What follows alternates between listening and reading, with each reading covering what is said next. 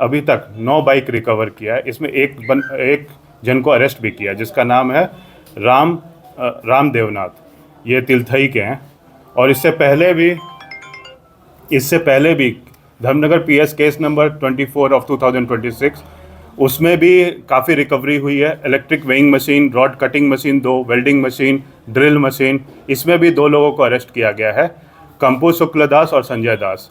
और उससे पहले भी दो दिन पहले भी एक केस में काफ़ी बड़ी मात्रा में iron rod, 2 ton wood, halogen light, 1 motor bike arrest हुआ है। उसमें भी 4 लोगों को धर्मनगर पुलिस ने अरेस्ट किया।